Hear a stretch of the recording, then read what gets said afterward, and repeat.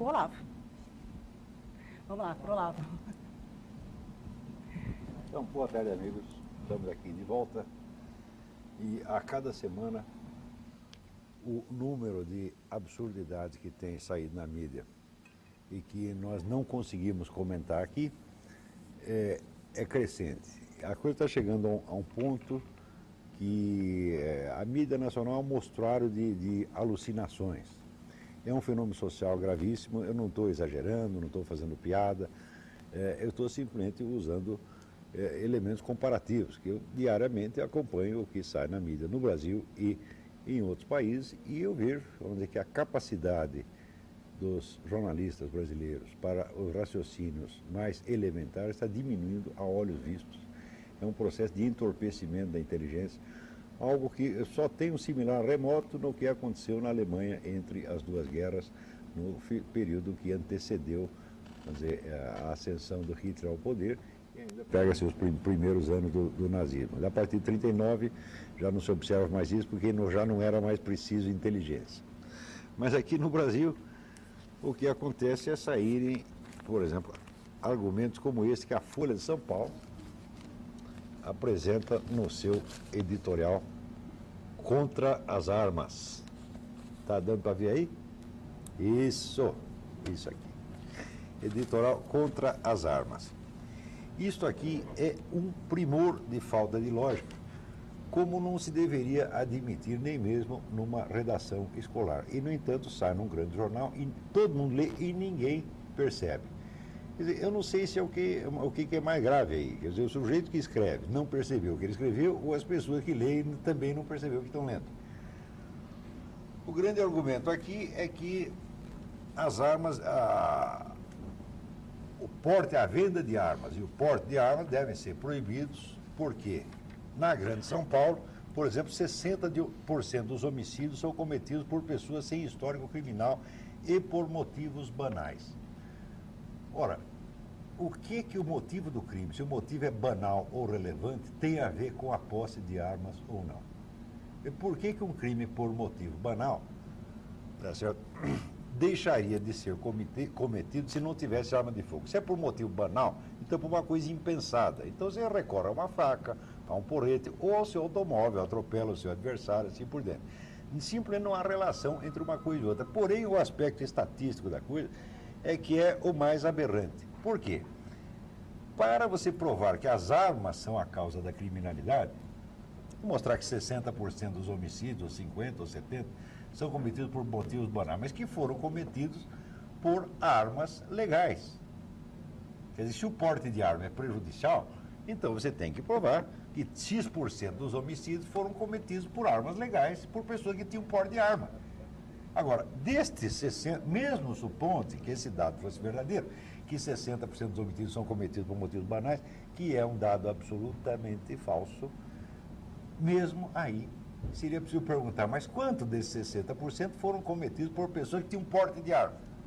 O resultado é praticamente nenhum. Na cidade do Rio de Janeiro, no ano passado, sabe quantos portes de armas foram concedidos? 2, exatamente 2. Quer dizer, se você proibir o porte de arma no Rio, no ano seguinte haverá menos 2 armas em circulação.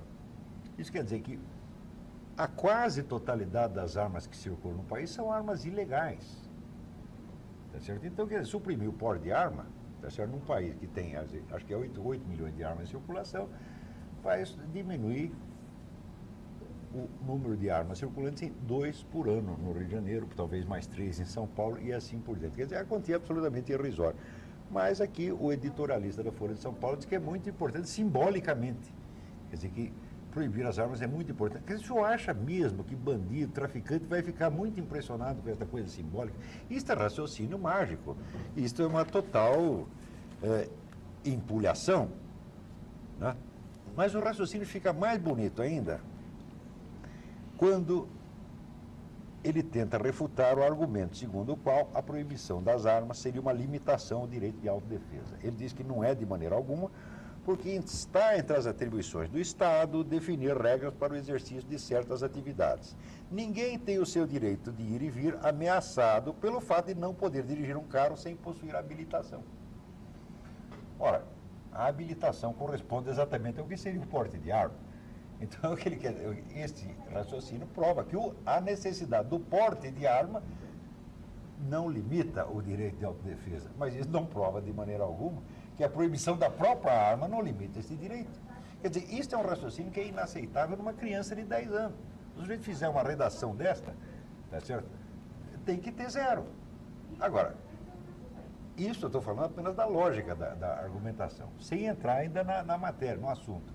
Entrando no assunto, eu vou fazer uma pergunta aqui ao diretor da editora da Folha de São Paulo, o Otávio Frias Filho, que é uma pessoa com quem eu me dou muito bem, que eu respeito muito, e cujo esforço para fazer um jornal melhor eu realmente aprecio. Porque a Folha, anos atrás, era muito ruim, e o Frias tem transformado realmente num jornal de qualidade incomparável. Aprecio tudo isso. No entanto, a pergunta é o seguinte: proibido o porte de arma para o cidadão comum, o senhor vai tirar as armas dos guardas que fazem a segurança da Folha de São Paulo e da sua residência? O senhor vai desarmá-los também ou não?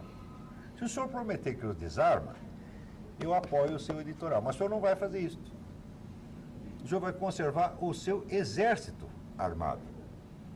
E o senhor sabe perfeitamente que, a partir daí, o senhor está, quer dizer, com o veto às armas para os cidadãos comuns, o senhor está dividindo os cidadãos em duas classes.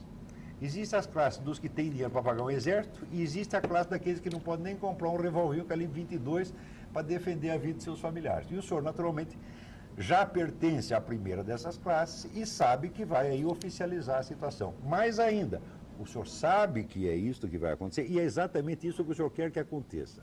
O senhor não está enganado, tá certo? O senhor não é uma pessoa iludida, o senhor não é um bobo. Ao contrário, o senhor sabe perfeitamente que este é o resultado que esta lei vai ter e este é o resultado que o senhor quer. Este é o resultado que o senhor quer, este é o resultado que o senhor Greenhalgh quer, porque o senhor Greenhalgh era meu vizinho, tá certo? Quando eu morava em São Paulo, era meu vizinho, tinha escritório na frente da minha casa e tinha um guarda armado de metralhadora, um segurança armado de metralhadora. Tá certo? Eu sei porque era até amigo da minha família. Tá certo? O senhor vai renunciar ao seu guarda armado de metralhadora, senhor Greenhalgh? O Congresso vai renunciar aos seus guardas armados? Os empresários vão renunciar, os empresários, homens ricos, banqueiros, vão renunciar aos exércitos armados que guardam suas casas, seus jardins, seus bens? Por que os seus bens, seu Otávio, são mais valiosos e mais dignos de proteção do que a minha vida? Se o senhor mesmo, neste mesmo editorial, o senhor reconhece que o Estado não tem sido capaz, aqui, note bem, tal decisão não vai, como já se disse, impedir que traficantes e outros representantes do crime organizado consigam o armamento leve ou pesado que se utilizam. Claro, porque compram no contrabando. Para isso seriam necessárias outras medidas que o poder público tem falhado em adotar. Ou seja, se o poder público reconhece que não tem a capacidade de me proteger, que direito ele tem de proibir que eu me proteja a mim mesmo? Se eu, no mesmo tempo, ele está concedendo esse direito ao senhor, aos outros donos de jornal, aos banqueiros todos, aos deputados, senadores e a todos os ricos. Que sentido tem isso? Esta é a mais odiosa e criminosa discriminação que já se fez na história da humanidade. Uns têm o direito à proteção armada, outros não. A vida de uns é sacrossanta e será defendida por todos os meios possíveis, porque eles terão a proteção do Estado. Tá certo? O senhor não vai me dizer que se a Folha de São Paulo for assaltada, a polícia não vai estar aí em 2 minutos. Mas se eu for assaltar uma vez, vai levar 1h30, 2 horas, 3 horas. Que se eu não estivesse armado naquele dia, antigamente eu tinha arma, hoje não tenho mais. Né? Eu perdi. Eu tinha, isso foi 15 anos atrás, eu tinha armado. Entrou 4 vagabundos em casa, armados. O que eu ia fazer? Bater em 4? Sabe que eu sou o quê? Né? O Sylvester Stallone? O Mike Tyson ia sair na porrada com 4 horas, meu amigo. Não tenho capacidade para isso. Então eu fiz o que podia, eu dei uns tiros, os caras foram embora, saíram correndo. Tá certo? Senão não estaria conversando aqui. Hoje, se entrar ladrões na Folha de São Paulo, a polícia irá correndo, porque é uma instituição importante, e além disso, já tem os seus próprios seguranças armados defendendo o seu patrimônio e a sua vida. Agora, se entrar na minha casa, a polícia vai levar 3 horas, 4 horas e meia, tá certo? Quando chegar lá, encontrar o meu cadáver, mas isso não tem a menor importância, né, seu Frias? O que importa é o seu patrimônio. É o seu, é o do seu Setúbal, é o do seu Zermiro, todos esses terão guardas armados. Então, meu amigo ouvinte, você, o telespectador, Se você tem dinheiro, você compra um exército. Se você não tem, morra. Porque o Estado, que admite não poder protegê-lo, proíbe que você mesmo faça e ainda diz que isto de fato não vai diminuir a criminalidade, mas tem uma importância simbólica. Sabe qual é a importância simbólica? A importância simbólica é encobrir de um halo de boas intenções esta discriminação criminosa a que todos nós seremos submetidos, porque nós ficaremos na classe dos desarmados, enquanto os defensores do desarmamento vão ficar na classe armada. Todos eles, os donos de jornal, todos vão fazer isto, toda esta gente. Os deputados todos, os senadores todos, os homens ricos todos, porque até hoje eu não vi um rico contra a campanha do desarmamento. Todos eles são a favor do desarmamento, porque sabem que é desarmamento dos outros. Vocês são os hipócritas, mentirosos. A sua má intenção, no caso, chega a ser criminosa. Vocês querem, não é que vocês querem o desarmamento, vocês querem o monopólio do direito de autodefesa. Este é o monopólio para vocês. Vocês querem tirar o nosso, mas conservar o seu. Como se já não bastasse este absurdo, este jornal aqui, O senhor falou que é uma cláusula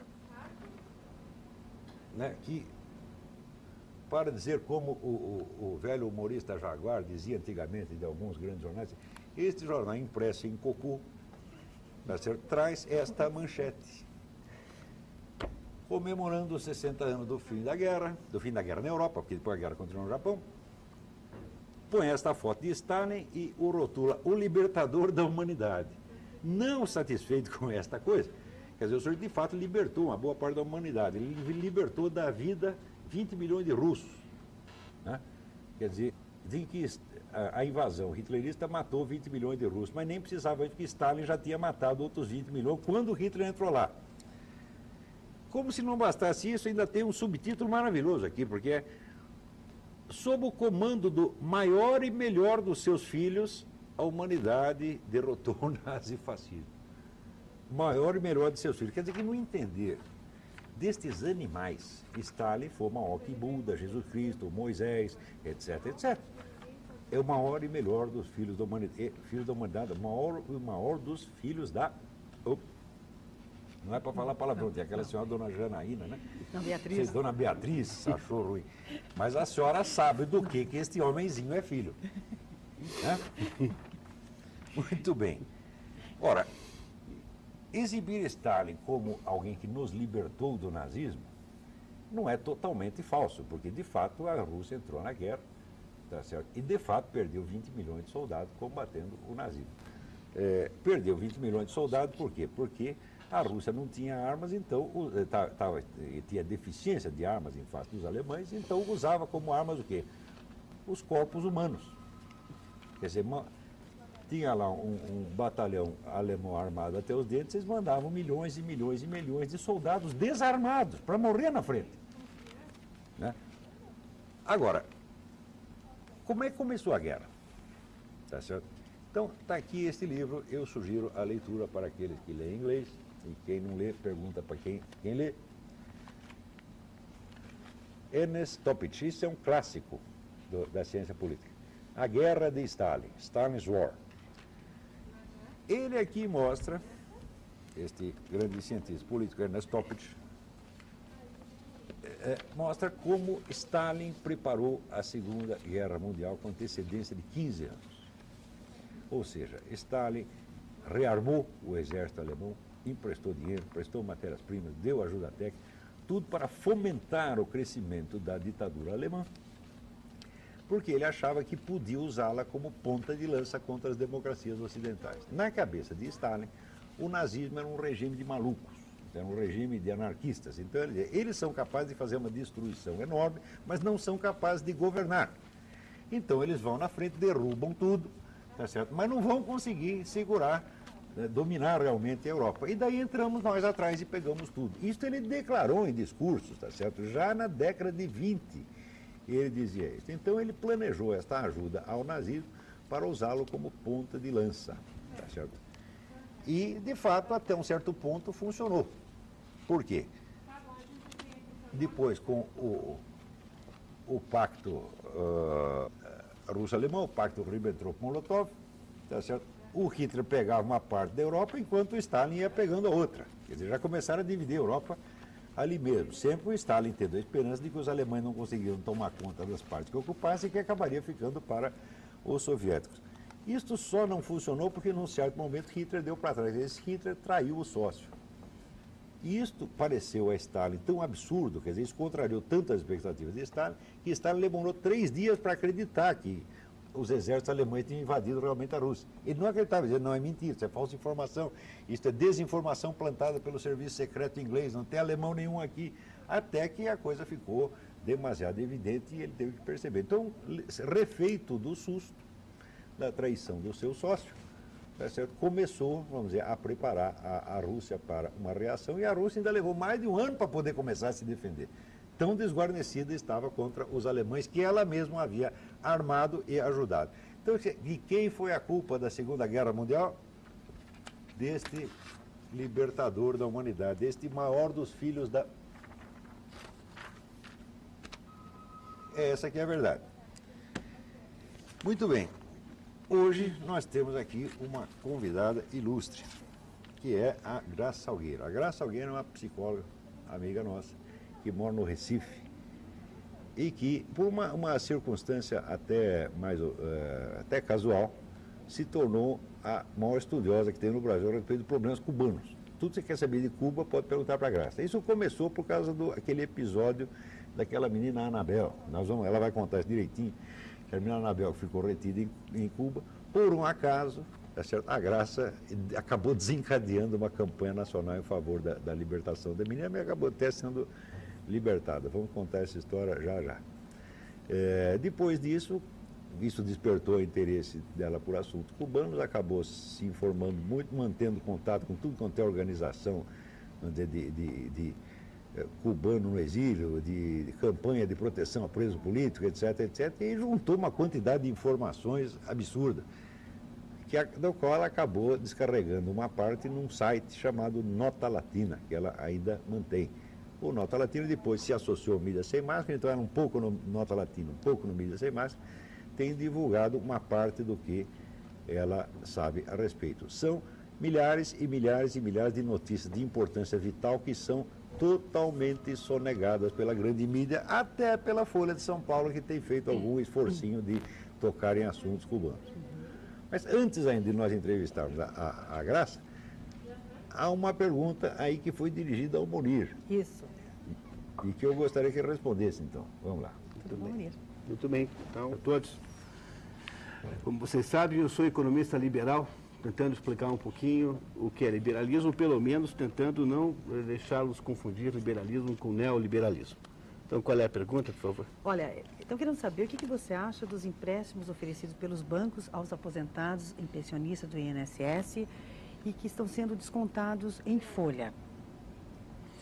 Bom, aí eu acho que há duas coisas ao mesmo tempo. A primeira é entender o que ele significa, do seu ponto de vista estritamente econômico. E a segunda é compreender o que ele significa sob o ponto de vista político. Então eu vou dar uma opinião sobre a primeira parte. Eu vou dizer para vocês o seguinte, eu estava aqui por coincidência coletando aqui nos meus recortes de absurdos, ou melhor, de informações importantes na mídia para que nós compreendamos a situação atual, e eu gostaria de ler para vocês algumas das manchetes. Então tem aqui, nos principais jornais brasileiros sempre, né? Então tem aqui, Delfim alerta para risco de estagnação. Inadimplência é recorde em março. Inadimplência volta a subir em março, diz Serasa. Estudo contraria Lula e prevê crescimento menor do PIB. Estudo do próprio IPEA, que é uma organização do governo federal. Confiança do consumidor cai em abril pelo 3º mês seguido. IBGE aponta desaceleração da indústria. Crescimento de importações perde fôlego em abril. PIB sobe 5,2% em 2004, mas já perde fôlego. E, por último, tem aqui um artigo muito inteligente do Luiz Nassif, que é um grande economista, talvez o melhor comentarista econômico por escrito do Brasil, que diz em outras palavras, o seguinte, diz assim, o respiro do consumo está terminando com o esgotamento do nível de endividamento das famílias. Os investimentos já estão refluindo. O setor financeiro racional está careca de avaliar a imprudência desta política monetária, mas não externaliza a opinião. Contenta-se em ganhar mais um pouco enquanto dura a farra. Então, o que eu queria dizer a vocês sobre esse ponto, sobre este assunto que está aí sendo perguntado, é que a economia brasileira está em rota descendente com toda a clareza. Vocês, se verificarem todos os indicadores econômicos, macroeconômicos, indicadores ligados a indústrias, a mercados, verão que a coisa começa agora a descer naquele efeito que eu já lhes expliquei aqui, da roda gigante, que quando sobe, chega ao ponto máximo, só pode descer e vai chegar no fundo do poço de novo. Esse sobe e desce faz com que o país continue sempre no mesmo lugar. E a razão pela qual isso acontece é que o governo fez uma espécie de publicidade, sobretudo por causa das eleições do ano passado, uma publicidade na área de uma melhoria econômica, que foi muito amplificada pela ação dos meios de comunicação que adorariam que os clientes tivessem ser animados para botar anúncio no jornal. Quer dizer, o jornal adora notícias positivas porque isso faz com que os clientes se animem a anunciar mais. A mesma coisa vale para todos os meios de comunicação. Mas o que aconteceu de fato é que a nossa melhoria do ano passado teve uma ligação direta com o fato de que as nossas exportações bateram recordes extraordinários. Ou seja, foi o público externo quem comprou. Quem jogou dinheiro na economia não foram os brasileiros, foram os estrangeiros que compraram coisas que o Brasil produziu, sobretudo produtos agropecuários. Você somar a soja mais a carne, nisso aí dá 20 bilhões de dólares na balança comercial. O ano passado foi um ano muito bom para essas duas coisas. Esse ano, nem tanto, ao que tudo indica.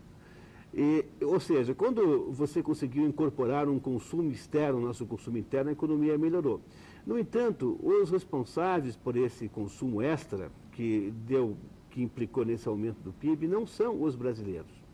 E os brasileiros, então, consumiram mais? Consumiram. Animados pelo quê? Animados pelas boas notícias, animados pela incitação, né? pela propaganda generalizada que aconteceu na economia. E fizeram isso como? Fizeram isso com base em empréstimos. De onde? Não só de empréstimos bancários. Se você for em qualquer cidade brasileira grande, você vai descobrir que nas ruas centrais existe uma infinidade de gente distribuindo filipetas, pequenos folhetos de financeiras que chegam a cobrar aí 15% de juros ao mês, dependendo do tipo de empréstimo.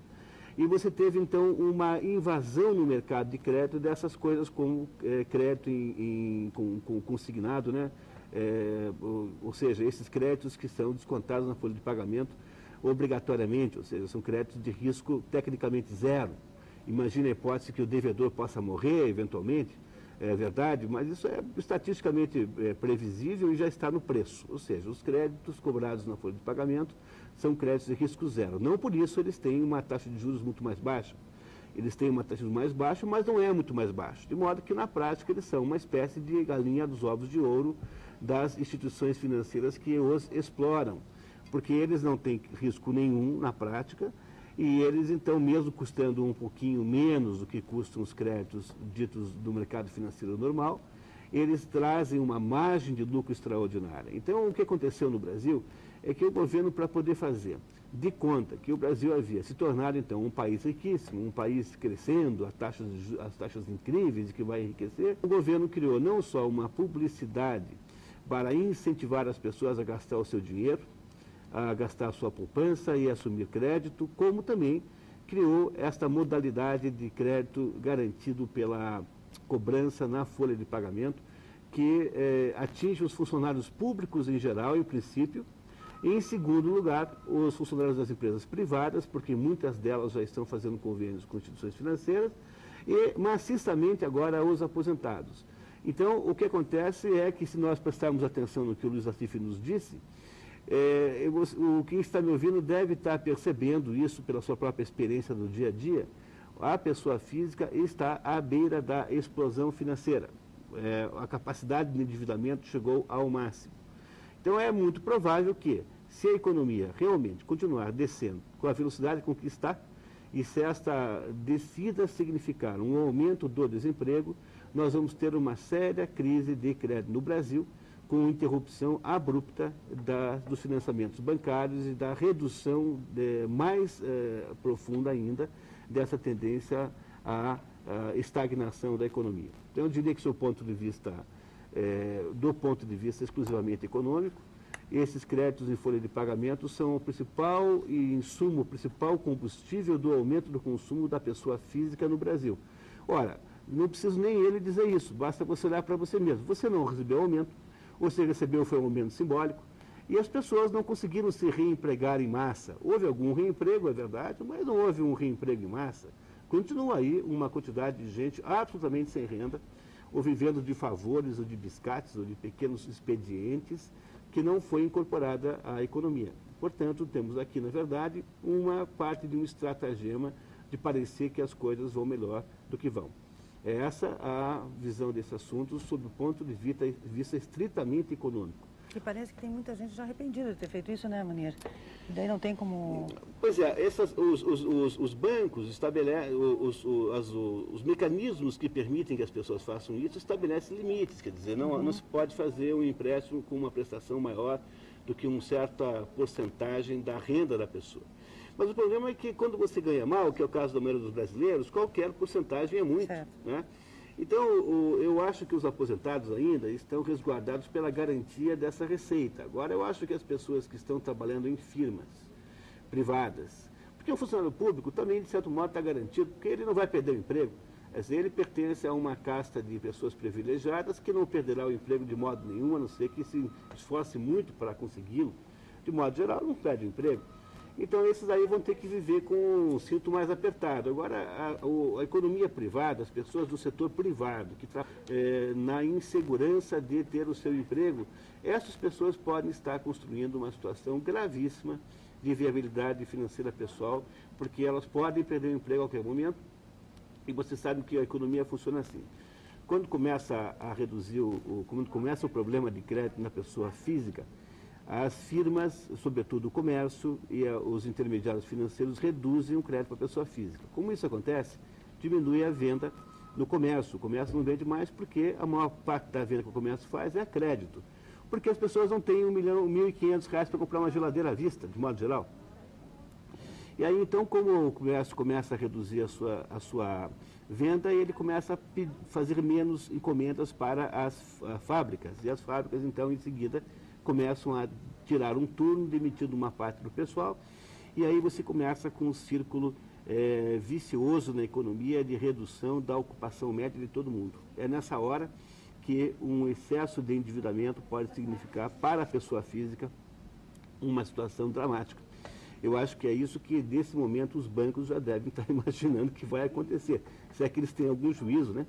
Eu imagino que, nesse momento, tendo essas notícias todas, sobretudo do Serasa, que é uma instituição com muita precisão de dados, porque eles incorporam toda a inadimplência financeira do Brasil, não comercial, mas financeira dos bancos, eu acho que é para se preocupar. Teve aí, acho que foi o mês passado, em que 20 em cada 1.000 cheques compensados voltou, o que é a quantidade de cheques compensados devolvidos mais alta da história. Não se está falando aqui de valor, só de quantidade de cheques, de documentos. Há um problema seríssimo de inadimplência que está subindo. Por quê? Porque a economia não cresce mesmo de verdade, e não cresce porque o governo quer todo o dinheiro para ele. O governo acha que via sistema tributário, tirando 37% a 40% do PIB, ou via emissão de títulos públicos, a taxas de juros absurdamente altas, o governo quer todo o dinheiro para ele. Portanto, a possibilidade das pessoas poderem usufruir da movimentação de dinheiro é muito pequenininha. O Brasil não vai sair desse efeito roda gigante, a não ser que cresça muito. Desculpe. E para crescer muito, tem que diminuir a quantidade de participação do governo na economia. E agora nós vamos falar um pouquinho com a Graça, né? A Graça está aqui nos acompanhando no programa de hoje. Graça, muitos analistas acreditam que a compra de uma grande quantidade de armas automáticas, como a Venezuela fez junto à Rússia, dará a Hugo Chávez a capacidade de interferir ativamente na situação interna de vários países da região, como, por exemplo, na Colômbia. O que a senhora acha disso? Veja, boa tarde primeiro aos aos telespectadores. Essa compra que Chaves fez é de fato uma coisa muito temerária, porque é sabido, embora ocultado sempre, uma certa amizade, uma certa fraternidade que há entre ele e as Farc, a ELN e a UC. E são insurgentes, são terroristas, né? E que esse armamento, inclusive o presidente Bush emitiu um parecer recentemente da preocupação dele que essas armas fossem acabar nas mãos desses terroristas, né? Ele próprio está armando a sua própria milícia, pegando jovens em idade de alistamento militar, são jovens pobres, jovens índios que por um prato de comida fazem qualquer coisa, e isso está sendo formado uma espécie de milícia. Então é de fato um perigo muito grande, porque além desses fuzis, ele comprou armamento pesado, comprou barcos de guarda costeira, comprou navios, está comprando navios à Espanha, né? E isso está criando uma espécie de milícia muito perigosa, não é? Para toda a América Latina, aqui em volta de nós, inclusive Brasil. Então é um risco, é um perigo muito grande, que essas armas não vão parar. Ele não está encaminhando essas armas para as Forças Armadas de lá, e sim estão sendo encaminhadas para terroristas, pessoas que não têm a intenção de guardar, de proteger a segurança nem da Venezuela, nem de nenhum país vizinho. Não é? Mas, Graça, conta um pouco aí para o telespectador como foi a sua entrada nesse assunto, aquele episódio todo da Anabel. Tá bem. Bom, a história da Anabel foi o seguinte: um dia eu recebi na minha caixa de mensagens um e-mail que vinha com uma notícia, um pedido de ajuda de um pai cubano, o Dr. Miguel Soneira, um médico, que tinha vindo na missão que eles fazem entre Cuba e vários países, não é? Tinha vindo para cá para o Brasil, estava lá em Pernambuco. E posteriormente ele trouxe a esposa e aqui tiveram uma filhinha, mas ele resolveu desertar. Então, por conta dessa deserção, o Fidel Castro reteve a filha mais velha dele, Anabel, que na época tinha 12 anos, e não deixou que ela saísse, que era uma forma de pressionar o retorno deles a Cuba, né? Porque esse pessoal que vem em missão, médicos, professores e desportistas, pelo menos em tese, na verdade eles são, quase todos, são agentes que vêm para esses países da América Latina para a desenvolção. E o caso do Miguel Soneira, como outros médicos, outros profissionais fazem, ele ingressou no Partido Comunista porque era a forma mais prática dele sair de Cuba legalmente, né? E aqui então ele pediria asilo ou desertava. E com essa deserção dele, a Anabel ficou retida. Então uma menina de 12 anos que ficou morando com a avó e entrou num surto depressivo tão violento que tentou suicídio. Então diante disso a avó tentou uma comunicação pedindo que eles fizessem alguma coisa, não é? Eles foram falar com o Fidel e o Fidel naturalmente que não deu nenhuma importância. Então, ele aqui no Brasil começou a se articular, começou a tentar ver diante de autoridades e de pessoas ligadas a direitos humanos sobre essa violação para trazer a filha de volta. Então, começou essa campanha, né? Quando eu vi a notícia, eu fiquei sem entender bem. Eu digo, bom, será que isso não é um spam, isso não é uma brincadeira de mau gosto? A gente vê tanta coisa dessa na internet. E resolvi telefonar para ele para tirar a história limpa. E telefonei, falei, ele pessoalmente atendeu o telefone e quando eu perguntei, pedi a confirmação, ele me confirmou e chorando, literalmente chorando do outro lado, ele me pedia, pelo amor de Deus, ajude a salvar minha filha. Então eu fiquei tocada com aquilo, falei, olha, eu não tenho poder de coisa nenhuma, eu não tenho influência em mídia, eu não tenho, enfim, eu não tenho nenhuma forma de lhe ajudar concretamente, mas eu vou fazer o que eu puder. Tenha fé em Deus, vamos rezar e vamos tocar a coisa para frente. E então, a partir disso, daí o texto vinha em espanhol, eu traduzi, reencaminhei a tradução para a organização que tinha me encaminhado e divulguei pela rede, falei com o Olavo. Olavo, a situação é essa que a gente pode fazer, não é? E, de repente, criou-se uma mobilização muito grande, foi uma campanha forte, uma campanha pesada. Acabou indo parar no Congresso o negócio. Acabou indo parar no Congresso, naquela ocasião, o Severino Cavalcante, que era deputado, ele é deputado lá por Pernambuco, ele tomou e católico também, não é? Ele se condoeu com aquela situação, falou, então as pressões começaram a ser tão fortes que o Fidel Castro concedeu que a mãe da Anabel, a Letícia, ela fosse a Cuba ver a filha. E lá, ela já munida assim, de força, não é? Por conta de todo o apoio que vinha recebendo aqui no Brasil, ela desafiou ele mesmo, gritou e disse que chamou ele de assassino e coisas assim, e queria a libertação da filha dela. Foi muito maltratada, naturalmente, mas aí ele não pôde mais fazer nada com ela, porque ela já tinha se tornado uma cidadã brasileira e tinha uma filha brasileira. Eles tiveram o cuidado de fazer uma filha no Brasil e registrar brasileira, não é? Porque isso dava mais garantias a eles. Então ele não pôde fazer nada com a mãe da Anabel e finalmente a Anabel foi libertada e voltou para o Brasil. Foi o Miguel Soneira que chegou aí no Oceano Mundial pedir ajuda? Não, foi outro não. esse lá. Esse foi Juan. Esse foi Juan, é um físico que mora em Campinas. Esse é outro caso. É. Você vê que em Cuba isso é comum. Você retém, o governo retém, se ele não gosta do sujeito, retém o filho, toma o seu filho. Né? Eu lembro que o sujeito foi lá no Fórum Social Mundial e foi pedir socorro para o Danny Glover, o ator, o qual é muito amigo do Fidel Castro. Ele soube que o Danny Glover é amigo do Fidel Castro, foi lá pedir. Né? Danny Glover, por favor, você interfira lá com seu amigo. Tá? O Danny Glover ficou bravo e quis bater no homem. Porque você vai, com aquela ingenuidade, foi pedir ajuda para o Danny Glover. E este safado, né?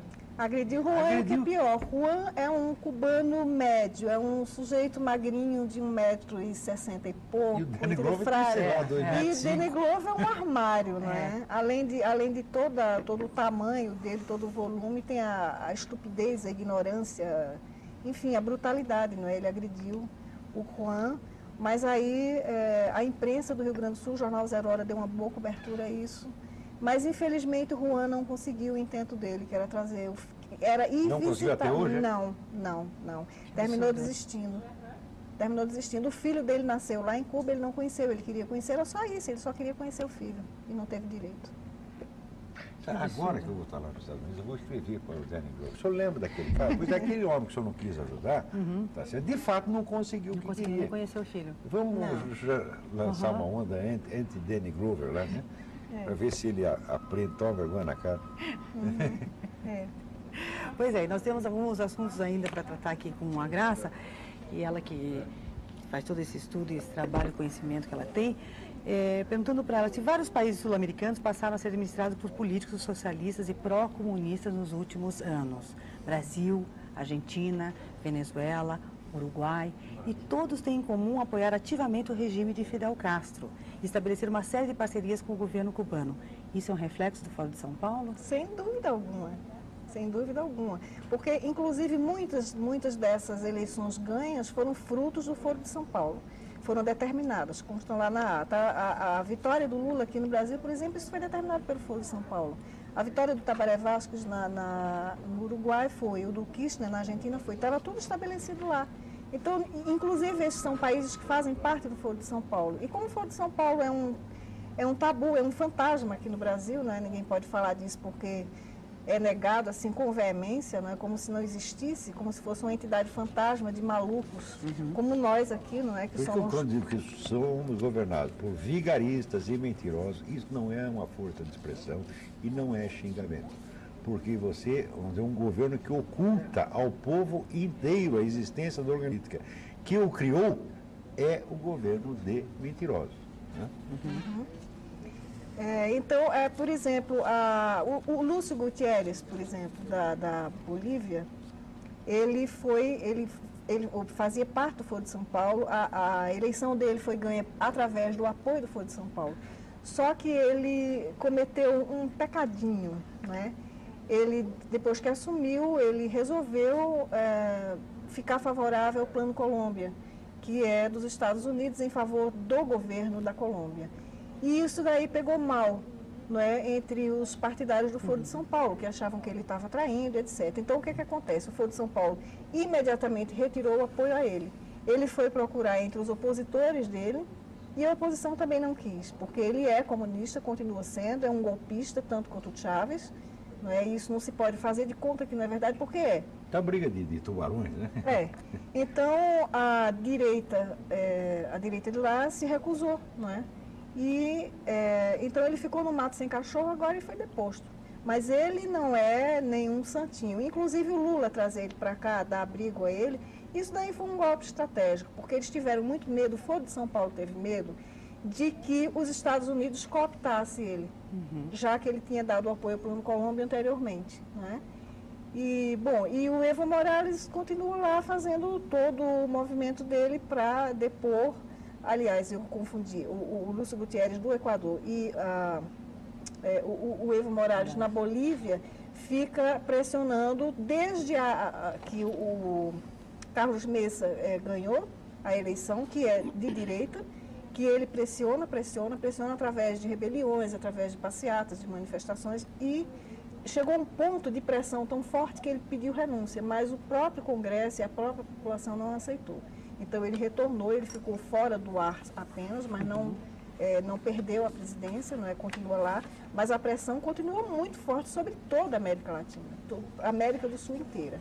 Inclusive, isso é uma outra coisa, um fato muito recente, houve um encontro, um congresso lá na Argentina, há coisa de, acho que não tem nem um mês ainda, em que houve uma palestra com o Heinz Dietrich, que é um alemão, que é o mentor espiritual, aliás, é o guru de Chávez, e ele apresentou um mapa de como seria essa nova república, da União das Repúblicas Socialistas da América do Sul. É o Frei Beto da Venezuela. Não, ele não é o Frei Beto porque ele não é religioso, o Frei Beto é outro. O Frei Beto é o Jesus, tem uma ousadia de ter o nome de Jesus. Jesus Casa é outro.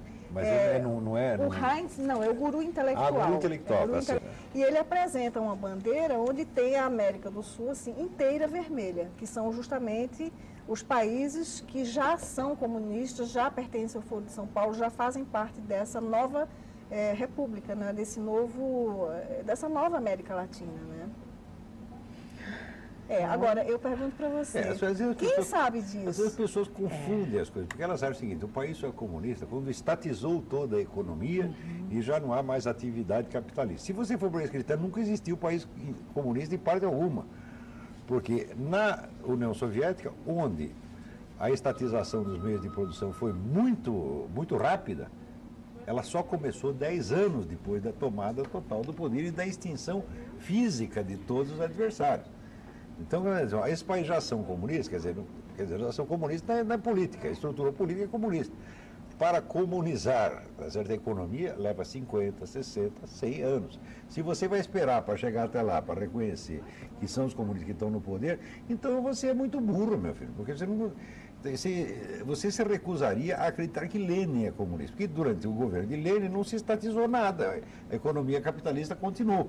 Só houve assim o desmantelamento da oposição, ou em parte por meios políticos, em parte por meios policiais.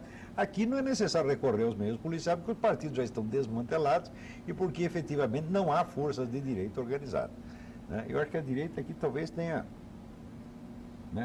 3, 4, 5 membros. Nós somos a direita no fim da coisa. Isso é uma palhaçada, evidentemente, né? Então tem gente que gostaria até de que nós fôssemos uma direita organizada para eles poderem dizer que eles estão lutando contra algo. Vocês não lutam contra nada, vocês só arrumam portas abertas, tá certo? São capazes de nos enfrentar, quer dizer, ajunta-se 20 mil, 30 mil petistas com verbas da Fundação Rockefeller e Jorge Soros e acho que são muito valentes porque estão nos enfrentando.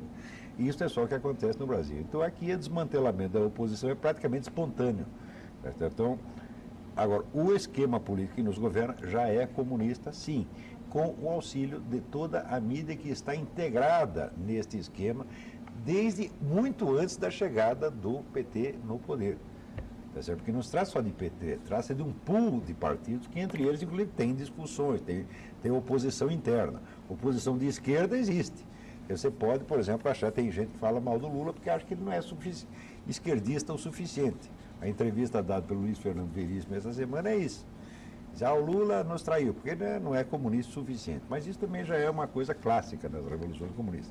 O primeiro governante que você bota nunca é suficientemente revolucionário. A revolução vive de comer os seus líderes, tá certo? A primeira geração de líderes não é revolucionária o suficiente, aí corta aquelas cabeças, vem outra, essa aqui também não era revolucionária o suficiente e assim por diante. Tudo isso é tão clássico na história do comunismo que a gente vê isso se repetir no Brasil e perceber que as pessoas não entendem, não percebem. É terrível, porque quando uma coisa é óbvia demais e as pessoas ainda ficam hesitando e não percebem, dizer, será? Né? É um negócio da síndrome do piu-piu, né? Então, é ser consternador, quer dizer, eles estão... tornar o Brasil comunista é mais fácil do que tirar doce da boca de uma criança.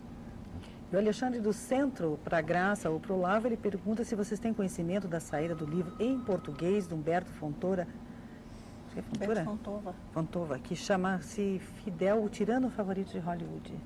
Acho que não saiu por português? Não. Esse Essas livro coisas uma não maior traduzem bafafá para o nos Estados Brasil, Unidos. absolutamente. Incrível Essas- alguém saber disso não no Brasil. chega, Parabéns. não Alexandre chega. Eu tô querendo- Centro. Alexandre? Alexandre. Parabéns, Alexandre. Você, Mas ele disse que- tirando dizer nós, que você é o saiu. único brasileiro que sabe que esse livro existe. Nos Estados Unidos não se fala de Pois é. outra coisa. Eu estou querendo esse livro, mas ainda não sei Olha, nem aonde Alexandre. comprar. Então, Alexandre disse que você tem conhecimento da saída do livro em português, então será Não, que ele não saiu ainda? Não, que eu tenha vai sair. conhecimento, não. Eu tomei conhecimento do lançamento desse livro, tem um mês e pouco, lançado lá em Miami. Mas aqui eu ainda não vi. Agora, Graça, a Deise da Miranda Madaré, ela pergunta se existe um perigo relativo para a América Latina e o Brasil, porque o presidente Lula mantém relação aparentemente cordial com o presidente Hugo Chávez. Porque o Lula é o perigo. Ele é o próprio. Ah, meu Deus. Olha, por exemplo, o governo americano está fazendo de conta que não sabe disso. Está fazendo de conta que o problema é só o Chávez e que o Lula é bonzinho.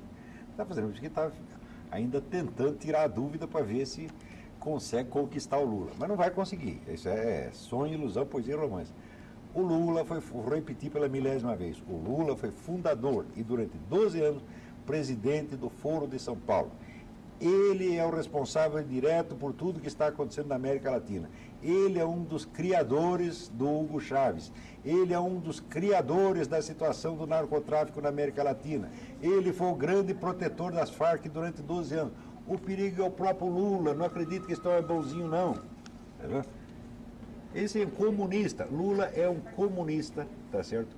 É um homem pérfido, mentiroso, perigoso, duas caras. É só você ler as atas do Foro de São Paulo e comparar com o que ele diz e ver que o que ele assina como presidente do Foro de São Paulo é uma coisa e o que ele diz para vocês é outra coisa completamente diferente. O que ele diz para a Corriola dele é uma coisa, o que diz para o público é outra. Sempre teve duas caras.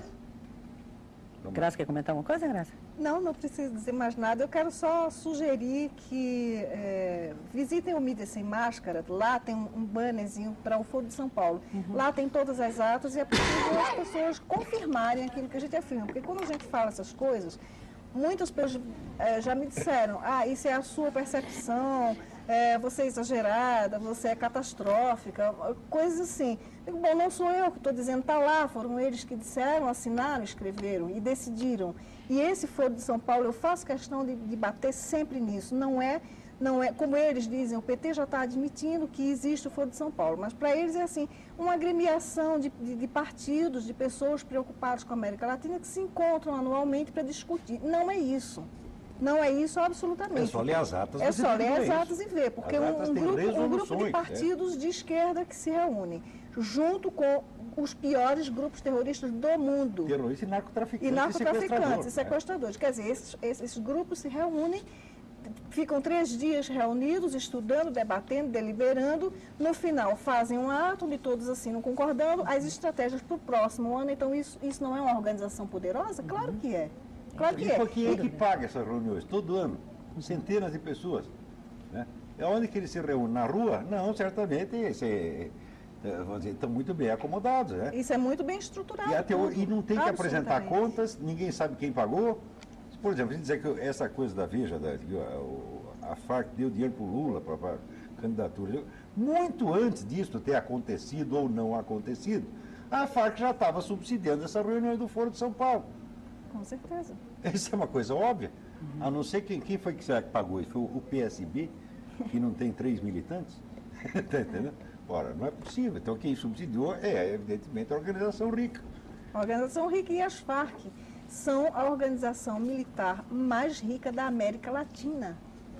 O orçamento das Farc é maior do que todos os orçamentos militares da América Latina. Então, quer dizer, é muito dinheiro que pode financiar o terrorismo, o narcotráfico, os sequestros, as Para mortes. que existe jornal? Para que existe jornal? Para que existe noticiário de televisão se é para esconder tudo isso? Para que existe a Folha de São Paulo, senhor Otávio Frias? Se o acontecimento mais importante, para que existe esse seu jornal? Senhor Otávio, eu mesmo escrevo nesse jornal. E gosto de escrever lá. E às vezes até gosto do jornal. Mas se o seu jornal, como todos os outros, esconde a existência da organização política mais poderosa do continente, da organização que exerce o poder sobre este país e vários outros, então para que serve o seu jornal? É a história da carochinha? É a história do Papai Noel? É a história de fada para enganar a criancinha? Nós chegamos a esse ponto. Os donos do jornal são todos cínicos, mentirosos. Está entendendo? Não, olha, sugiro eu, quando um jornal anuncia uma cobertura honesta e esconde fatos desta importância, o jornal está fazendo propaganda enganosa de si mesmo. Tá certo? E se faz propaganda enganosa, o senhor telespectador, o senhor leitor, tem que dar queixa contra esse jornal da Delegacia do Consumidor. Se meia dúzia, vamos dizer, de leitores. Eu não posso fazer, porque eu sou jornalista profissional, eu estou lá dentro, eu não posso dar a queixa de propaganda enganosa contra a própria empresa com a qual estou trabalhando. Não tem sentido isso aí. A queixa seria rejeitada pelo simples fato de eu estar lá. Mas se uma pessoa de fora, um leitor comum, apresenta esta queixa, não tem escapatória. Quer dizer, jornais que ocultam a existência do Foro de São Paulo aqui, agora não ocultam mais, porque de tanta gente insistir, agora tem que dar o braço a torcer. Depois de ter mentido 12 anos, essa turma do PT, de fato existe, mas não é isso que estão dizendo. Que confiabilidade o senhor tem para dizer que não é isto, se durante 12 anos você dizia que não existia? Né? Quer dizer, isso é uma coisa assim tão sem vergonha, que a gente custa a crer que isso está acontecendo. Mas é isto mesmo que está acontecendo. Nós estamos na mão de gangsters, de vigaristas, de bandidos. Não é para confiar numa única palavra do seu Lula, numa única palavra do seu Zé Dirceu, numa única palavra do seu Celso Amorim, numa única palavra do seu Marco Aurélio Garcia. Por exemplo, seu Celso Amorim, nesta sua cúpula que o senhor fez aí com os países árabes, tá certo? Eu recebi uma denúncia de que foram tomadas ali todas as providências para que não entrasse nenhum judeu. Não é nenhum judeu de Israel, nenhum israelense, nenhum sujeito de origem judaica daqui do Brasil. Isto aí é crime de racismo. Eu não sei se a denúncia é procedente, mas ela está circulando na internet. O que o senhor vai dizer a esse respeito? O senhor não vai dizer nada, porque vocês vivem de varrer poeira para baixo do tapete. Né? Bom, então, já que você falou do desarmamento aí, o Adailton das Mercês, bairro Mercês, ele diz que concorda com o jornalista e acrescenta que o Estatuto do Armamento é válvula utilizada pelos regimes totalitários que desarmam a população civil. Claro, então você vai criar assim, a classe dos privilegiados. Quem são os privilegiados? São os funcionários do Estado, os donos do Estado e aqueles 5 ou 6 grupos econômicos que são associados ao Estado, que vivem do Estado. Tá certo? Quer dizer, o Estado e sua clientela, exatamente como foi na Alemanha nazista, como foi na Itália de Mussolini e como foi na União Soviética. A União Soviética sempre teve grupos econômicos poderosos que viviam daquilo. Isso é que é o comunismo realmente, meu Deus do céu. Você está entendendo? O nosso comunismo não vai ser melhor do que foi na União Soviética ou do que foi em qualquer outro país socialista. Nós já estamos sob ele, estamos sob o governo desta classe de privilegiados totalitários, com as suas alianças capitalistas. Capitalismo só tem liberdade para essa gente. Manir, quer comentar uma coisinha? Eu acho assim, eu acho que não há meios nesse momento no país de se reverter essa tendência ao desarmamento, porque a população é completamente, vamos dizer assim, hipnotizada pela ideia de que ter arma é uma coisa ruim. Houve uma manobra de relações públicas e de marketing absolutamente bem sucedida, que gerou então uma espécie de algeriza moral que você tem a violência, que é uma atitude e que é um estado espiritual extremamente positivo, que com as pessoas de bom senso, de boa índole têm, foi usado contra você para transformar você numa espécie de vítima inofensiva, indefesa para não só a ação do Estado, como o nosso telespectador está sugerindo, como a qualquer espécie de violência. Então, eu não acredito que seja possível reverter o quadro nesse momento, mas eu acho que há uma outra coisa que você pode fazer. Quer dizer, eu penso que, uma vez que esteja completamente consolidado o desarmamento, do ponto de vista jurídico, toda pessoa no Brasil que for assaltada, que sofrer uma violência, deveria procurar um advogado e entrar com uma ação contra o Estado, alegando o seguinte: bom, o Estado, ao me desarmar, assumiu a responsabilidade pela minha segurança. Não tendo cumprido com essa responsabilidade, o Estado me deve uma indenização. Se Não milhares só o Estado, de pessoas... mas todo esse pessoal que fez a campanha do desarmamento, né? Muito bem. Se milhares de pessoas produzirem ações indenizatórias contra o Estado e os seus simpatizantes, né, eu tenho certeza que essa lei do desarmamento cai. Ela volta para trás, porque qualquer vitória nos tribunais inviabilizaria a própria aplicação da lei. O Estado passou a ser responsável por você, e agora, se ele não é capaz de cumprir essa responsabilidade, você tem direito de reclamar. Então, eu acho que dentro da absurdidade do desarmamento está também a possibilidade de nos livrarmos dele. Talvez seja essa a única atitude que se deve fazer agora. Eu queria incitá-los, eu queria sugerir aos cidadãos de boa índole que, ao serem vítimas de violência, que procurem os seus direitos e chamem o Estado à responsabilidade por aquilo que ele fez. Quer dizer, o Estado não quer que nós nos armemos, ele quer tornar a pessoa indefesa, muito bem, então ele que vá atrás dos bandidos e os prenda. Se ele não faz isso, então, meu velho, vamos à justiça pedir uma reparação. Acho que essa é a única atitude decente que se podia fazer de agora em diante. Uhum. E continuando, então, a participação do Adailton aqui, né? Que ele disse que, desculpe, o Estatuto veio contradizer o que já está no Código Penal, porque ninguém pode portar arma sem estar com porte de arma. E a direção mata mais no Brasil do que a arma. Os acidentes com crianças provenientes de uso de armas são bem inferiores aos acidentes de trânsito.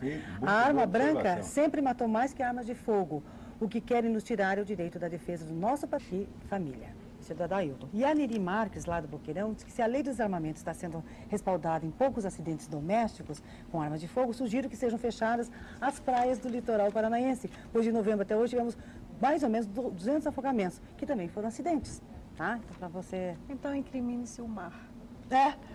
Mas é acidente, né? E o Fábio Olavo do Água Verde admira muito o seu trabalho, sempre lê os seus artigos e deseja por você uma boa viagem. Muito obrigado. Continuando aqui... falando de viagem, eu tenho que avisar aqui o espectador, este será o último programa do qual que eu farei aqui ao vivo e a cores. Né? Você fará a cores, mas não ao vivo mais. Farei, ao cores, mas não ao vivo, e eu terei que, estando no exterior, onde eu estou indo como correspondente do Diário do Comércio de São Paulo, e também serei correspondente deste programa, obviamente, tá certo? Só que todos os meus comentários terão que ser mandados em gravação. E, naturalmente, as perguntas terão que ficar para a semana seguinte. Né? Então, eu vou responder todas as perguntas com uma semana de atraso. Mas o Monir estará aqui e responderá na hora, de maneira que não pense que acabou. Né? Não pense que agora vai ser a escola Lisonje e Franca. Nós estamos aí presentes, vamos continuar fiscalizando esse negócio e tentando responder na medida do possível. Claro que as perguntas são sempre em número maior do que nós podemos abarcar, porque o florescimento de absurdidade por esse Brasil é tão grande, né, que nem nós temos a capacidade, nem o Mídia Sem Máscara tem, a Nota Latina somada, todos nós somados não conseguimos dar conta do que tem acontecido, porque os produtores de absurdidades têm muito dinheiro. São todos os donos de jornais, todos os donos de canais de televisão, para que só fazem isso. Não cumprem o seu dever jornalístico elementar. Então, sobra para esta minoria. É um pequeno espaço, né? Olha, o Raimundo do Rebouças pergunta para a Graça como a senhora interpreta o atentado contra a Petrobras na Bolívia. Atentado contra a Petrobras na Bolívia. Ontem. Eu não vi. Ontem nem fiquei sabendo Não disso. tomei conhecimento. Então, ficamos sabendo agora, Raimundo. Me desculpe, eu não tenho condição de responder porque eu não vi. Puxa vida, vamos ver se semana que vem nos informamos então nós vamos falar. semana que vem faremos uma análise disso aí. Com sem certeza. dúvida. Alguma coisa sai no Mídia Sem Máscara ou no Nota Latina que vai ser reativado semana que vem. E o João Alfredo do Portão, Olavo, o senhor acha que a ingenuidade das pessoas em geral, dos intelectuais de hoje, a ingenuidade existente no pré-comunismo e nazismo, o senhor pode comentar sobre o livro que o senhor está escrevendo atualmente? Não, eu vou dizer, não há ingenuidade nenhuma, o que há é esperteza. Quer dizer, todo este pessoal... Por exemplo, agora tem muita gente que está brabinho com o governo Lula, né, por um motivo ou por outro, mas que 2 meses atrás estavam assinando manifesto em favor de Hugo Chávez. Quer dizer, eles estão reclamando do Lula, o defeito do Lula ainda não é o Hugo Chávez. Né? Então esse pessoal sabe que com a ascensão desse regime comunista, eles vão ter poder. É isso que eles querem. Eles fazem parte, né, do aparato partidário, eles fazem parte da máquina de dominação. Toda esta intelectualidade ativista, tá certo? Que tem todo o espaço na mídia, tá certo? Que ocupa todos os cargos na universidade, todos os cargos na instituição cultural, esta gente faz parte do esquema de poder. Quanto mais a esquerda sobe no Brasil, mais esta gente está bem de vida. E então eles sabem exatamente o que estão fazendo, não é que eles são ingênuos. E quando eles dizem, não, o comunismo não existe mais, isso aí é teoria da conspiração, eles estão se fazendo de morto para assaltar o coveiro. Isto é uma empulhação, não é ingenuidade, não. Por exemplo, esta semana houve um acontecimento fundamental. O presidente Bush, num discurso feito em Riga, Látvia, ele disse que nós americanos, nós agora não somos mais trouxas, nós não vamos mais fazer o que fizemos em Yalta, no famoso acordo de Yalta. Roosevelt praticamente concedeu metade da Europa para Stalin, onde Stalin depois passou 40 anos fazendo um morticínio, fazendo um genocídio permanente. Tá certo? Eu acho que o presidente Bush não quis dizer a verdade sobre o seu antecessor, Roosevelt. Roosevelt nunca foi ingênuo, Roosevelt sabia o que estava fazendo. Tá certo? Roosevelt era pró-comunista mesmo. Roosevelt era um empregadinho de Stalin, sim, ele sempre trabalhou para isto, ele sabia o que estava fazendo. Roosevelt é um criminoso tão grande quanto Stalin, ele ajudou Stalin a matar essa gente toda, ele entregou a Europa na mão de Stalin, quando ele tinha todas as condições. Quer dizer, o exército russo estava em frangalhos, ele não conseguia segurar mais nada, né? E tudo o que naquela época alguns generais como MacArthur e Patton disseram, aconteceu. Disse, olha, isso aí vai ser pior do que foi durante a guerra. Ora,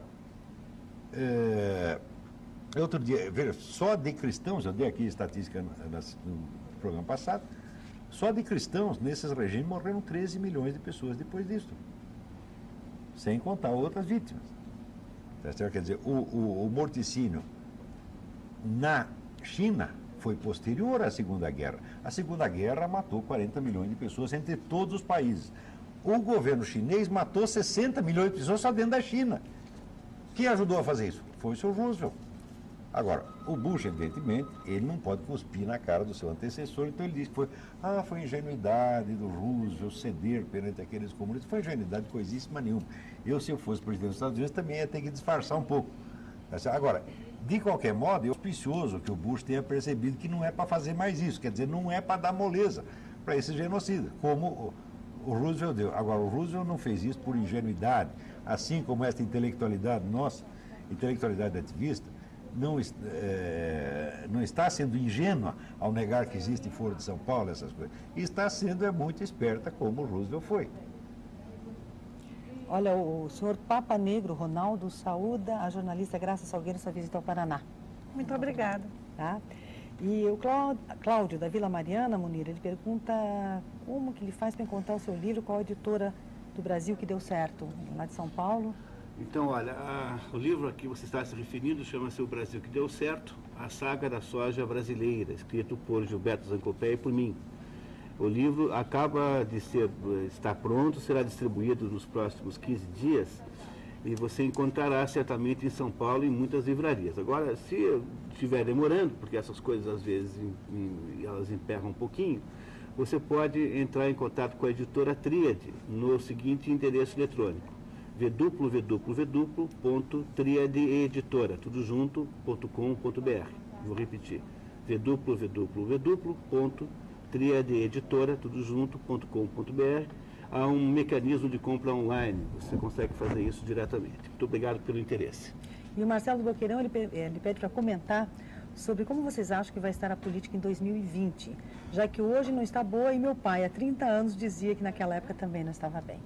Isso é uma coisa incrível no Brasil, como tudo piora. Uma vez eu fiz uma pesquisa entre os meus alunos, perguntando no que vocês trabalham, qual é a sua condição social, sua classe social, e como era do seu avô, bisavô, etc. Então, e geralmente era assim, meu bisavô era conde, né? Meu avô era advogado, meu pai é funcionário público, eu sou desempregado. Só tinha uma, no meio de 100 alunos, só tinha uma que tinha subido na vida, que era uma filha de um boiadeiro que tinha conseguido virar enfermeira. O resto, todo mundo estava indo para o buraco. Eu também tinha subido, porque a minha avó era lavadeira, meu avô era caçador, eu já era jornalista. Né? Então, é só nós dois tínhamos subido na vida, os outros todos tinham caído. No Brasil, parece que vigora aquele versinho do Antônio Machado. Quão difícil é quando todo baja, no bajar também. Então, o Marcelo não pode ter, não precisa ser muito otimista também não, né, Marcelo? O Paulo do Centro Cívico, Olavo, ele pergunta, o senhor sendo romanista, papista, teme mais o comunismo ateu ou a teocracia islâmica? Eu não sou nem romanista, nem papista, tá certo? Eu, hoje em dia, sou mais, vamos dizer, embora seja católico, eu sou mais um confessional, porque hoje é difícil você encaixar, vamos dizer, a sua fé religiosa num sentido organizacional. Tamanha a quantidade de mentiras e confusões que estão por aí. Você chega no Vaticano, o Vaticano é uma espécie de PT, você já não sabe mais em quem você pode confiar. Tanta mentira que tem para um lado e para o outro. Tá, né? Então, eu sou radicalmente contrário a qualquer tomada de posição de uma igreja cristã contra as outras. Eu não aceito nenhum cristão falando mal da igreja cristã dos outros. Se você é católico e vem falar mal do protestante, não fale para mim, porque é uma coisa assim que é uma coisa que realmente mexe comigo. Tá certo? Aí eu vi assim, Dr. Jekyll e Mr. Hyde, entendeu? Quer dizer, eu sou uma ouvir o incrível Hulk. Você vai começar a falar, eu vou começar a ficar verde, tá certo? E pode acontecer algum desastre. Não faça isso. Se você é protestante e falar mal de católico para mim, aliás, de religião nenhuma, não venha falar mal de religião para mim. Não fale mal de islamismo, não fale mal de judaísmo, não fale mal de budismo. Ou seja, vê se te enxerga. Todas estas religiões, todas elas têm algum fundo, alguma origem extra-humana, divina, misteriosa, e nós temos que aprender a respeitá-las. Tá certo? Agora, o restante da pergunta era... Já que eu sou romanista, só explicar que eu não sou romanista nem papista. O que você mais teme? O comunismo ateu ou a teocracia islâmica? Hoje em dia é a mesma coisa. Você não sabe que eles andam de mãozinhas dadas? É exatamente a mesma coisa. Olha, quem conseguiu juntar toda a porcaria universal foi um ideólogo russo chamado Alexandre Dugin, que inventou o nacional-bolchevismo. Se vocês não leram Alexandre Dugin, você não entende o que está acontecendo no mundo. Porque o nacional-bolchevismo é a ideologia dominante hoje, que junta comunismo, fascismo, fundamentalismo, radicalismo islâmico, antissemitismo, anticapitalismo. Toda a porcaria vale tudo para derrotar os Estados Unidos. E é isso que funciona. Então o problema é falar especificamente do comunismo. Bom, o comunismo se livra do comunismo, vem o radicalismo islâmico atrás. Esta é uma espécie de... que nem aquele negócio que tinha no Agente 86. É a caos. O Alexandre, você lê o Alexandre Dugin, você fala, olha, a ficção virou realidade, a piada virou realidade. Esse nacional-bolchevismo é a caos. É tudo o que não presta contra o único regime que presta no mundo.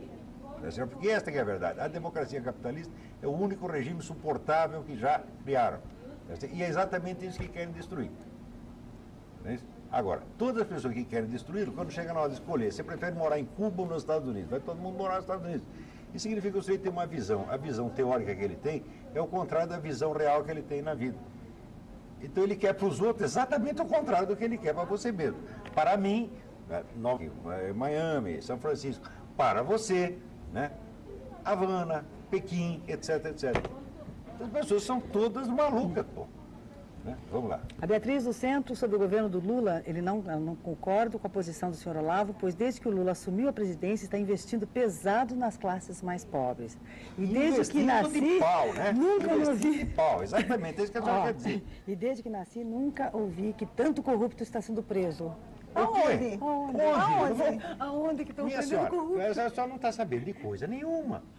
Meu Deus A do céu. corrupção no governo Lula alcançou níveis, tá certo? Que nos fazem, hoje, o PC Farias parece que a gente tem um menino passarinho, era Madre Teresa de Calcutá. Entendeu? Não é possível a senhora achar uma coisa dessa. O PT é a corrupção industrializada, não é mais aquele negócio no varejo, que nem o Collor e o PC Farias. O Collor e o PC Farias eram 2 camaradas, agora são todos. Né? A senhora não leu esta semana esse episódio com o pessoal do Correios e mostrando que em todas essas empresas tem um foco de corrupção e que o senhor Zé Dirceu está sabendo de todas, está metido em todas. A senhora nunca ouviu falar do Valdomiro? Quando começaram aquele negócio do Valdomiro, os caras que denunciaram o caso do Valdomiro tinham a ilusão de que com isso iam derrubar o Zé Dirceu. Eu escrevi no Jornal da Tarde um artigo dizendo: vocês não vão mexer no Zé Dirceu, vocês não vão mexer no Lula, vocês não vão mexer nem no próprio Valdomiro. O Valdomiro é, como é que se diz, intocável.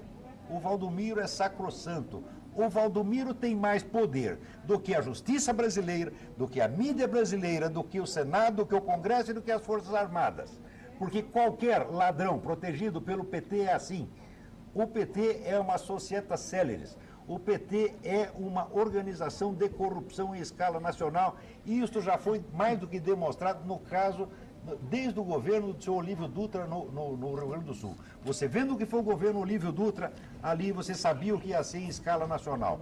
Nunca houve tanta corrupção e tanta roubalheira. No momento em que o chefe do PCC, primeiro comando da capital, diz que o ministro da Justiça está no bolso dele, trabalha para ele, e não acontece nada. A senhora vem dizer que nunca tanto corrupto foi preso? O que é isso, minha senhora? Não sei, brasileiro fala cada coisa que a gente fica besta. Mas vamos continuar aqui, Olavo. Gerson Maciel do Boqueirão. Primeiro gostaria de deixar meu protesto pelo pouco tempo de programa, porque esse programa é muito bom. Obrigada, Gerson. Segundo, gostaria de saber do senhor Olavo o que ele acha da participação da imprensa em levar a América Latina nesse projeto de comunicação. Isso se dá de forma consciente ou a imprensa é levada através dos partidos esquerdistas? De forma consciente, sim. Quer dizer, a classe... aí precisa de tempo. Precisa fazer um programa inteiro só para explicar isso. Como é que foi, vamos dizer, a conquista da canalística para a causa comunista? Foi um processo que levou mais de 40 anos para ter esse domínio. Quando se fala causa comunista, não quer dizer causa petista. A causa comunista envolve 100 organizações partidárias e dentro desse círculo existe oposição, existe briga. É o que o Lenin chamava o centralismo democrático. Entre eles podem brigar. Tem democracia para eles, não tem democracia para os outros. Tá certo? Mas a classe jornalística está 99% comprometida com isso. Sabe dessas coisas de Folha de São Paulo, oculta de propósito, porque a grande ambição desses jornalistas é ser o serviço de informações do sistema socialista. É ser o SNI, ou ser a CIA ou a KGB do futuro. Eles querem ser agentes de transformação social, ou seja, são agentes do poder. E a função deles é controlar o fluxo de informações. E eu acho que não tem um jornalista no Brasil cujo sonho não é exercer o poder através da torneira da informação, mentindo, escondendo, manipulando. O controle do fluxo de informações é uma coisa tão importante que tem um estudo da IBM, feito já 3 décadas atrás, que provava que você, controlando o fluxo de informações que chega a uma pessoa, você pode produzir uma paranoia. Você produz um quadro paranoico simplesmente graduando a informação. Quer dizer, através do controle da informação, você controla a conduta, mas controla de uma maneira com uma precisão e com uma eficácia extraordinária. Por exemplo, você, através do controle da informação, você pode fazer as pessoas acreditarem em desarmamento civil. Você pode fazer acreditar em Papai Noel, história da carochinha, no que você quiser. Quer dizer, o povo não tem outra fonte de informação a não ser a mídia popular. O povo não lê estudo especializado, o povo não lê documentos originais, não lê fontes primárias, como o historiador. Então, ele tem que se guiar pelo que ele vê na mídia. Ora, a mídia no Brasil é constituída de 5 ou 6 canais e meia dúzia de jornais. É facílimo controlar isso. Não é como nos Estados Unidos, que tem milhões de jornais, cada um dizendo uma coisa diferente, e que ninguém controla aquilo. Aqui é facílimo de controlar. E está sendo controlado já faz tempo. Bom, aproveitando um pouquinho mais a presença da Graça no nosso programa. Vamos desperdiçar. Vamos aproveitar. Graça, exatamente qual é a realidade dos dissidentes cubanos atualmente? Há dissidentes encarcerados pelo regime do Fidel Castro? Alguns deles estão envolvidos em ações terroristas? Veja, a situação dos dissidentes é, como sempre, muito grave. Desde há 46 anos, com essa ditadura, uma pessoa pode ser presa e pegar uma pena de 15, 20 anos ou mais, simplesmente por portar uma declaração dos direitos do homem. Né? Outros podem ser fuzilados por bobagem, porque não é admissível, é crime grave, a pessoa ser contra as regras do regime. Né? Se indispor com Fidel Castro é o mesmo assinar a própria atestado de sentença de morte. Agora, dentro da própria ilha, há dissidentes dentro da própria ilha e dissidentes fora, em outros países. A dissidência interna, ultimamente, tem sofrido muita pressão, inclusive em março, abril de 2002, houve o que se chamou de a Primavera Negra de Cuba, que foi quando foram presos 81 inicialmente, 81 cubanos, entre jornalistas independentes, escritores, economistas, bibliotecários, pelo simples fato de ter uma biblioteca, né, que não é permitido.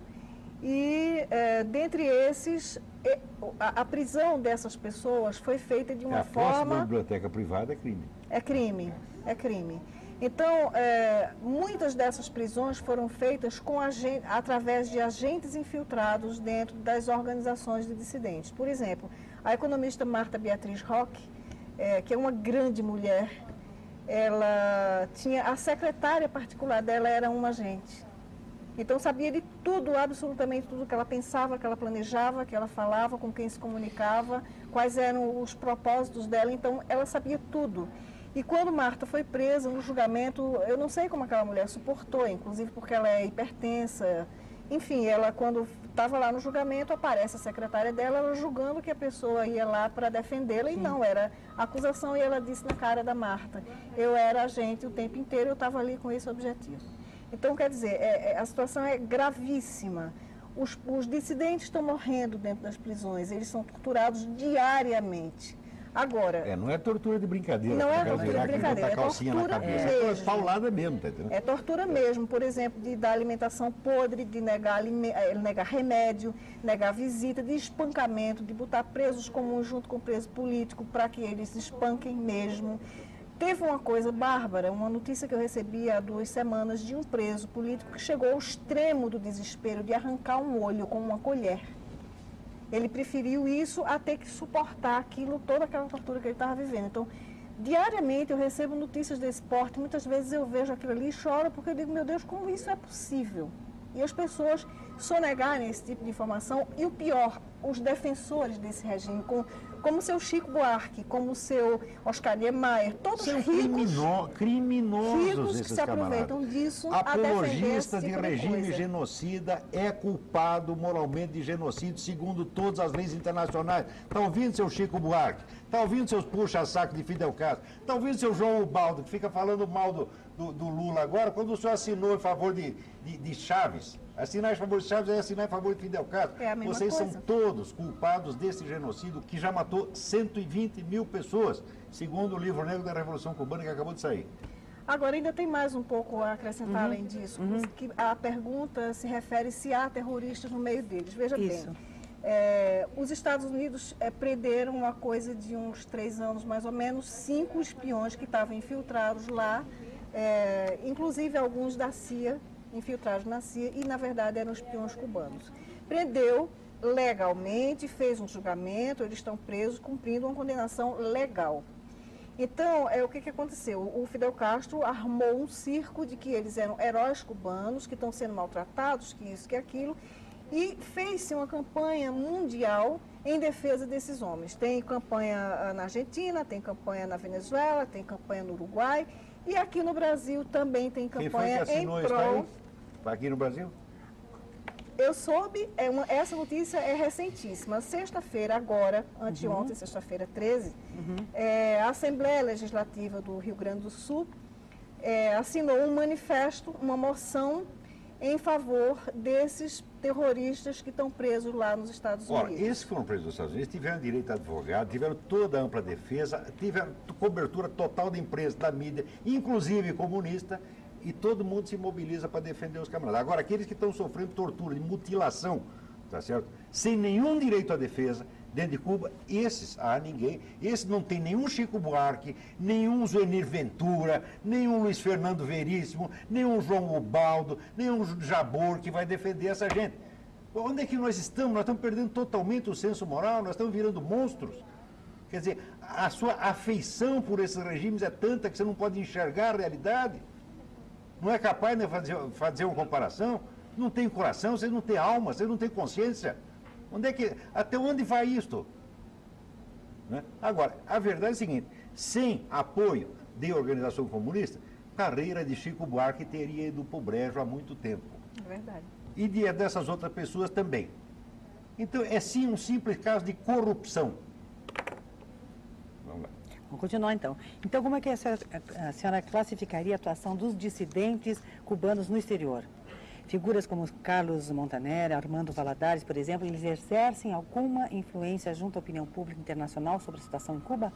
Veja, são duas situações, são duas pessoas com conceitos e com estruturas completamente diferentes. O Carlos Alberto Montaner é um economista, escritor, e que vive na Espanha, aliás. Ele tem um site, ele é liberal, tem um site, pertence a um partido liberal. E ele é um ex-preso político, mas que teve uma passagem muito curta pela prisão. Através de certos mecanismos não muito bem explicados até hoje, ele conseguiu ser deportado pelo próprio Fidel e conseguiu refazer a vida dele. É uma pessoa louvável, ele tem bons propósitos, eu não posso absolutamente... A família dele tem amizade com o Fidel, com a família do Fidel. Eu não... Deve ter amolecido para ele. Deve ter tido alguma coisa, entendeu? Eu não condeno, assim, 100% o Carlos Alberto Montaner, não. Mas, enquanto que o Armando Valladares, ele foi preso porque, veja só, a prisão dele, em que circunstâncias se deu? Ele era funcionário do Estado, ele pertencia ao partido e tudo mais. Isso foi bem no princípio da ascensão, da tomada do poder, né, da ditadura. E começaram a distribuir nos birôs, era para ser colocado no birô de cada funcionário público um adesivo dizendo que era a favor da Revolução. E ele, como um cristão fervoroso, ele não admitiu aquilo porque ele disse: eu não sou comunista, não apoio o comunismo, eu não quero isso no meu birô. Foi o bastante para ele ser preso por uma condenação de 22 anos. Foi preso só por isso, nada, absolutamente. A queixa era essa, o crime era esse. Foi recordista de prisão política no mundo, 22 anos na cana. 22 anos de torturas tão inimagináveis que chegou ao ponto de ele ficar paraplégico por conta de falta de desnutrição. Ele não se alimentava suficientemente e adequadamente a ponto de ficar paralítico das pernas por desnutrição.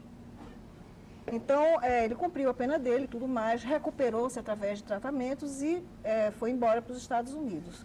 Então, ele é um dissidente, ele é uma das pessoas mais notáveis que eu conheço.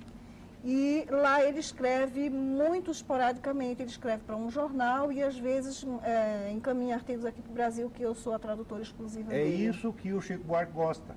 É isso que o Niemeyer gosta. Eles gostam disto. Vocês não têm moral, vocês não têm alma, gente.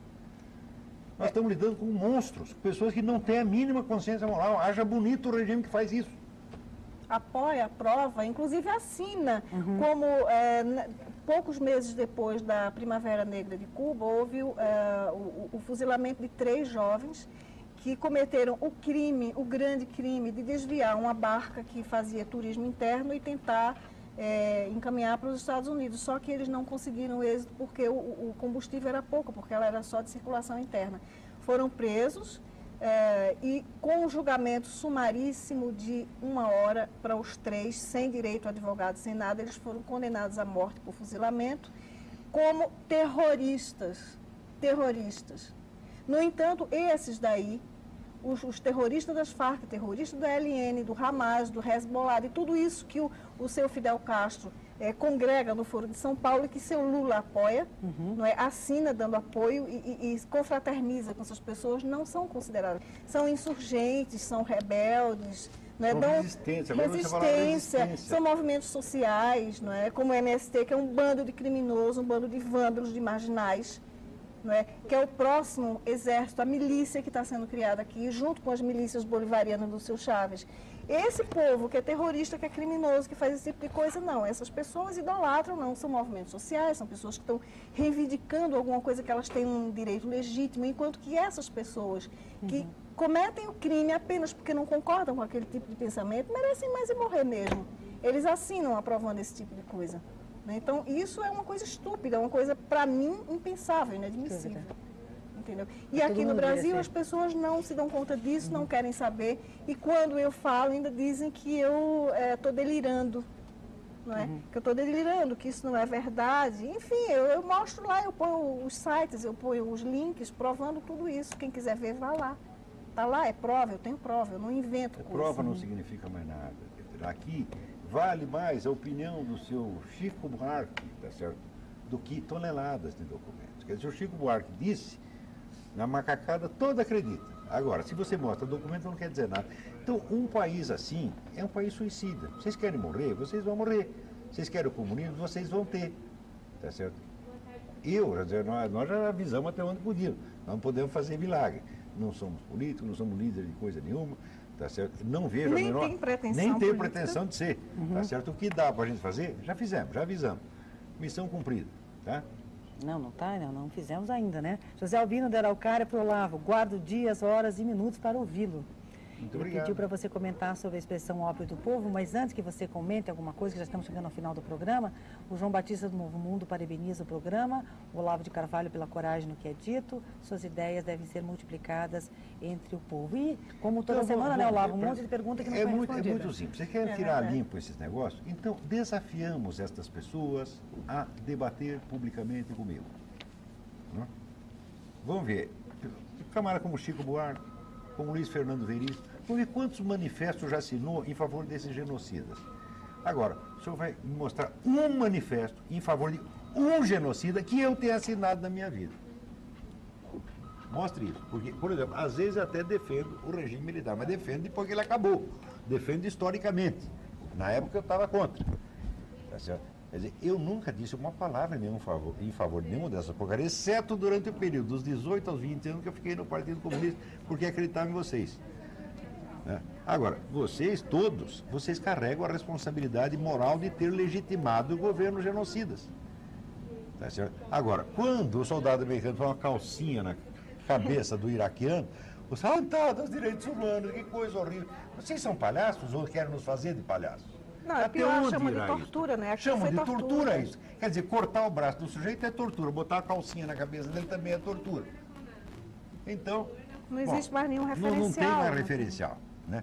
Nada é melhor e nada é pior. Tudo é igual, tá certo? Então, muito bem.